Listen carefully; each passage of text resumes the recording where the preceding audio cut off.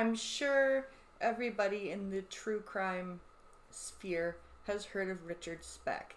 He's another mainstream mass murderer that I actually didn't realize until until ChatGPT gave me the list. Although it was very concerned, I not make the disability the center of the crime or the video. But he did actually acquire a TBI after he fell out of a tree in his adolescence. And I actually have been wondering to myself since I read this, did the TBI, what's the word, contribute to his killing? Now, I'm not saying that everybody with TBIs goes around and kills 8 women in one night. That is not at all what I'm saying. However, I am saying that combined with the fact that his stepfather was incredibly abusive to him, before and up until that point, then he was injured, and basically his mom, didn't do anything to protect him from his abuse. I'm wondering if all 3 of those things contributed to him killing, because many people go through abuse as children and do not kill. But I'm wondering if the injury to his brain just kind of took that barrier, that morality barrier down for him. I'm because he was incredibly brutal he took these women hostage and he assaulted them before he murdered them, and he strangled and stabbed them. So very up close and personal methods of killing. So he just didn't have that hey, stop.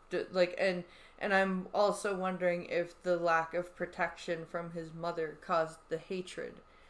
It's very... Doing this series has actually been very difficult because it's hard to figure out what part of each aspect of these people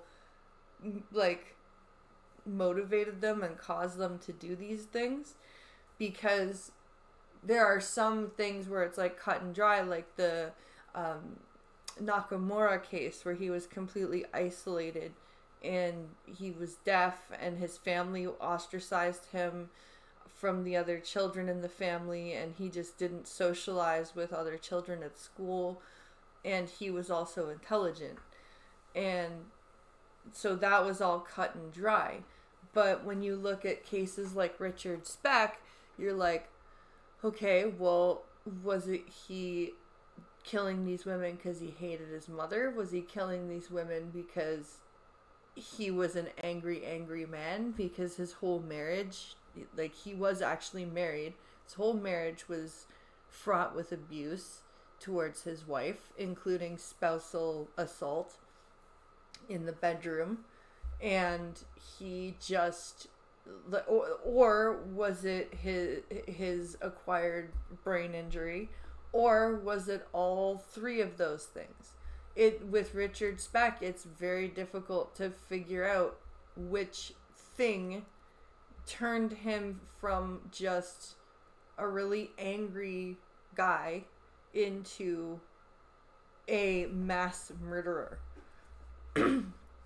And like I said, this series has actually opened my eyes to many killers that not only had mental illness but were in some way disabled, like with Speck or with Gacy, with the congenital heart defect that affected him so much that he couldn't do high impact physical strenuous activity. to the point where it affected his relationship with his father. Like this all impacts the psyche of somebody and turns them into the person they are as an adult. So yeah, this series has not only been kind of a screw you to the inspiration porn disability Pride Month content, but it's also been a learning experience for me in who is disabled and also what classifies as a disability beyond your typical like deaf, quadriplegic, paraplegic, blind, stuff like that, because there are different physical disabilities beyond that you wouldn't think of. So it's been a learning experience for me, and I hope it's been kind of a learning experience for you as well. Then let me know what you think in the comments below. Like, share, subscribe, and we'll see you for part 12 tomorrow. Have a great day, guys.